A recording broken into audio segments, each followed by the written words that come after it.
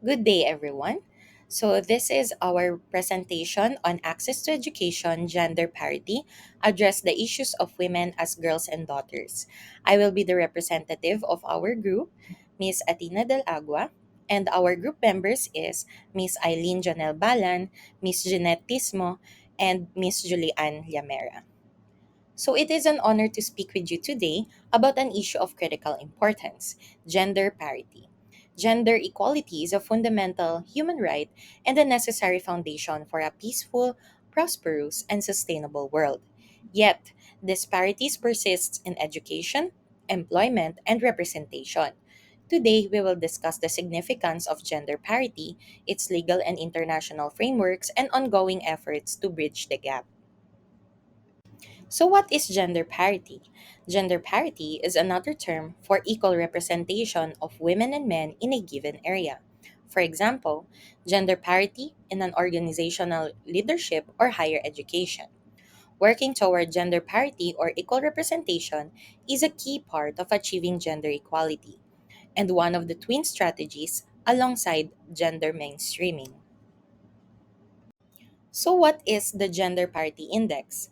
The Gender Parity Index measures the progress towards gender parity in participation and/or educational opportunities for females compared to males. It also reflects the levels of strengthening the position of women in society. It is calculated by dividing the indicator value for females by indicator value for males. So the gender parity index equals 1 indicates the parity equality between females and males. Remember, a value of less than 1 generally indicates a disparity in favor of boys or men, while a value greater than 1 indicates disparity in favor of girls or women. So, what is gender parity in access to education? Gender parity in access to education refers to the equal enrollment and participation of both boys and girls in education, ensuring that they have the same opportunities to access and complete their studies at all levels. Achieving gender parity means that a number of girls attending school is equal to the number of boys, and no one is denied education based on their gender. These are the issues in the lack of gender parity in access to education. Traditional beliefs that girls are primarily responsible for household duties, while boys are expected to receive education and pursue careers, or gender stereotypes that contribute to the lack of gender parity in education. In the past, societal norms and traditional gender roles in the Philippines led to limited access to education for women and girls. Families often prioritize education for boys over girls, or it is called gender preference, especially in rural areas, believing that girls were primarily meant to take care of the household. Further, in the past, education for girls was seen as less important, which led to gender disparities in literacy and education attainment. We have four effects on the issues regarding the matter. So the first is limited educational opportunities for women in male dominated professions. Gender based expectations limit educational opportunities for girls, especially in fields traditionally dominated by men, such as engineering. Women may be discouraged in pursuing male dominated professions, limiting their opportunity for growth and career development. Girls may also encounter discrimination in professions that are considered appropriate for their gender. The second effect is increase of gender-based violence. Cases as girls and women become more vulnerable to discrimination and abuse. Women having less to education can become targets of discrimination, harassment, and abuses in their daily lives. When, me- when women are denied educational opportunities or have limited access to education, they often lack the knowledge and resources necessary to protect themselves from harmful situations or to seek justice when victimized. There could be an increase in sexual violence, exploitation, early or forced marriage, and domestic abuse. The third effect is the psychological effect on women of lack of gender parity in education. There may be unreasonable comparisons between girls and boys, which may result in girls having low self esteem and mental health, since society may view women as less competent due to lower educational attainment than men. The fourth effect is the underrepresentation in leadership roles, such as in the government or economic sector. Women may be less empowered in society and remain underrepresented in leadership and decision making roles, whether in governmental functions, in the household, or in the workplace. This is crucial because their specific needs may not be adequately addressed. Their overall position in society is also affected. What is the school of thought on feminism that best explains the issue? Liberal feminism emphasizes equality and individual rights.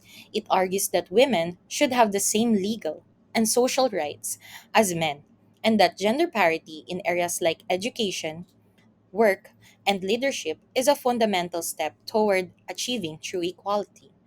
Liberal feminism focuses on achieving gender equality through legal reforms and policies that promote equal opportunities in education, employment, and social participation.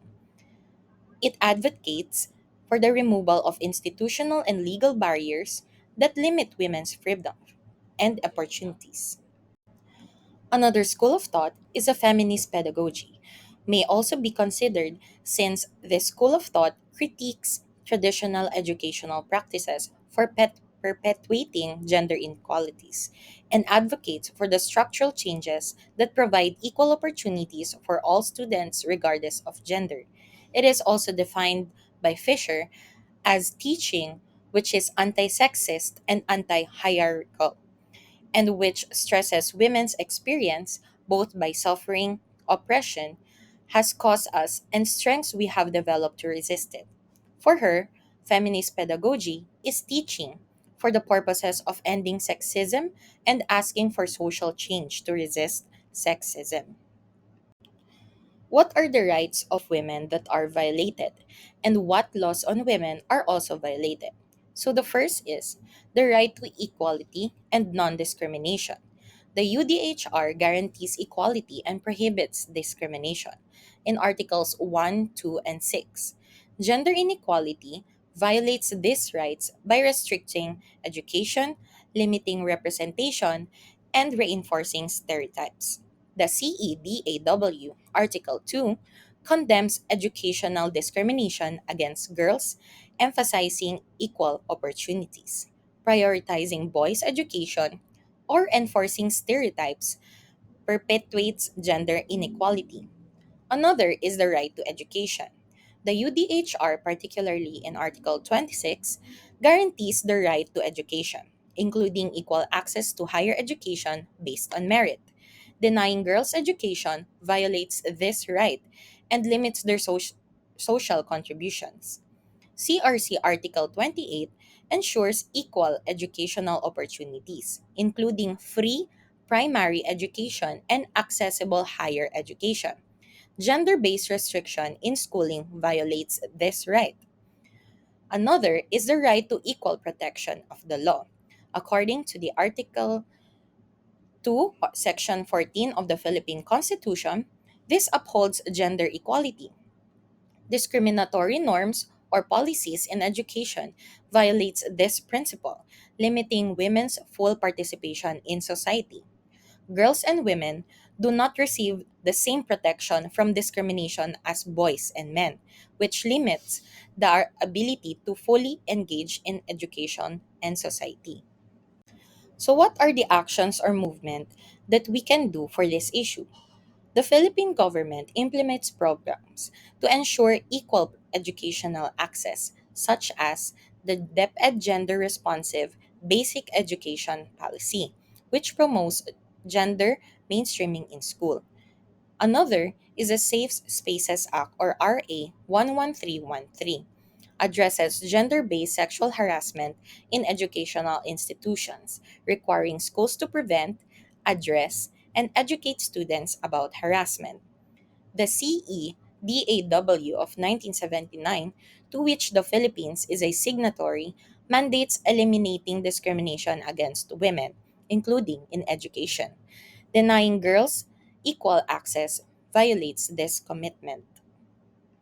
To continue, the UN CDGs promote equality education and gender equality by eliminating barriers for women and girls in education.